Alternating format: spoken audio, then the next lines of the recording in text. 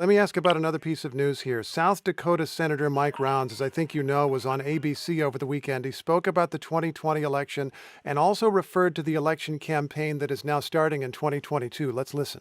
We simply did not win the election as Republicans for the presidency.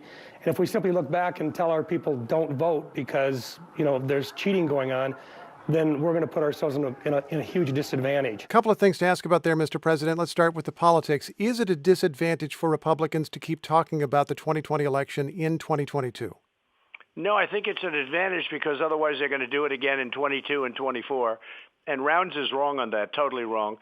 If you look at the numbers, if you look at the findings in Arizona, if you look at what's going on in Georgia, Pennsylvania, and Wisconsin, by the way, and take a look at Wisconsin, they're finding things that nobody thought possible. This was a corrupt election. I just have to point out Doug Logan, to name one of the states that you just named. Doug Logan, who ran the audit in Arizona that was set up by your allies, didn't find serious problems. This is a quote: "The ballots that were provided to us to count in the Coliseum very accurately correlate with the official canvass numbers." He raised a bunch of administrative issues, but didn't find a problem that would have changed the result at all. The ballots may correspond, but look at the ballots themselves. The number of ballots doesn't mean anything. It's who signed the ballots, where did the ballots come from. What you really have to do in that report is look at the findings. And the findings are devastating for Arizona. They're devastating like nobody's seen before. Other states are just as bad. Why did Republican officials in Arizona accept the results then? Because they're rhinos, and frankly, a lot of people are questioning that. Why would they? They fought very hard, the Maricopa County people, and people don't understand it because all you have to do is look at the findings. And just so you know, some of those people went before Congress a short while ago, and they were grilled by Congressman Biggs. You ought to take a look at their testimony. They weren't able to answer anything. He made them look like fools. They couldn't answer a thing. They got up and gave a beautiful statement, and then when it came time to ask why this, why that, what about these votes, what about those votes, they looked like total fools. Let me read you some short quotes. The first is by one of the judges, one of the 10 judges you appointed who ruled on this, and there were many judges, but 10 who you appointed. Brett Ludwig, U.S. District Court in Wisconsin, who was nominated by you in 2020. He's on the bench, and he says, quote, "This court allowed the plaintiff the chance to make his case, and he has lost on the merits." Another quote, Corey Langhofer, your own campaign attorney in Arizona, November 12, 2020, quote, "We are not alleging fraud in this lawsuit. We are not alleging anyone stealing the election." And also Rudy Giuliani, your lawyer, November 18, 2020 in Pennsylvania, quote, "This is not a fraud case." Your own lawyers had no evidence of fraud. They said in court they had no evidence of fraud, and the judges ruled against you every time on the merits. It was too early to ask for fraud and to talk about fraud. Rudy said that because of the fact it was very early because that was obviously at a that was a long time ago. The things that have found out have more than bore out what people thought and what people felt and what people found. When you look at Langhofer, I disagree with him as an attorney. I did not think he was a good attorney to hire. I don't know what his game is, but I will just say this. You look at the findings, you look at the number of votes, go into Detroit and just ask yourself, is it true that there are more votes than there are voters? Look at Pennsylvania, look at Philadelphia.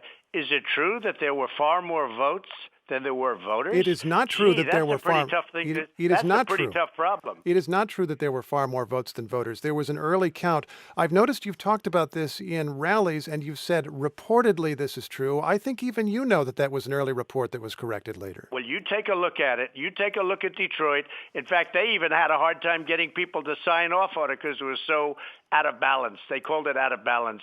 So you take a look at it. You know the real truth, Steve. And this election was a rigged election.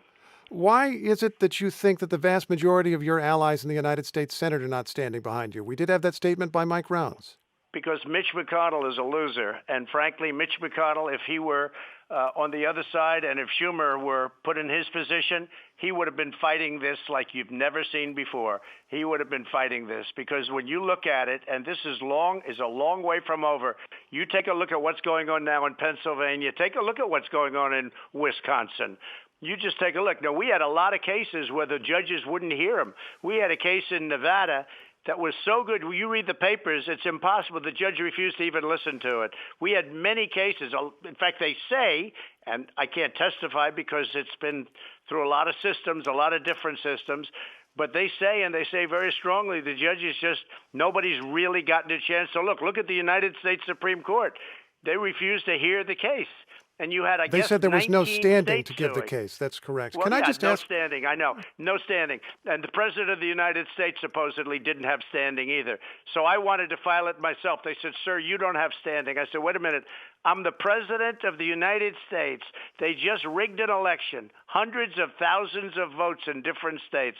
They just rigged an election. We got a number of votes that I think you'll agree no sitting president has ever gotten a number of votes that I got. No A lot of sitting votes. president That's true. has ever gotten A lot of no you, sitting president. Nobody believes. You think Biden no, got 80 million votes? It's I true. don't believe It's it. true that you You got mean he more got than him any sitting sitting in his president basement? in the He election got you've 80. disputed. How come he couldn't? If then I how can, come Mr. Biden, President, Mr. President. Let me ask you this question. How come Biden couldn't attract 20 people for a crowd? How come when he went to speak in different locations, nobody came to watch, but all of a sudden he got 80 million votes? Nobody believes If you'll that, forgive me, Steve. maybe because Nobody the election believes was that. about you. If I can just move on to ask, are you telling Republicans in 2022 that they must press your case on the past election in order to get your endorsement? Is that an absolute? They're going to do whatever they want to do. Whatever they have to do, they're going to do.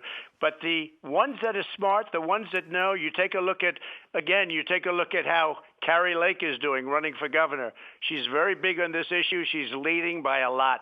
People have no idea how big this issue is, and they don't want it to happen again. It shouldn't be allowed to happen, and they don't want it to happen again. And the only way it's not going to happen again is you have to solve the problem of the presidential rigged election of 2020. Mr. President, thank you very much. Whoa, one more appreciate it. question. I want to ask about a court hearing yesterday on January 6th. Judge Amit Mehta, he's gone. Okay.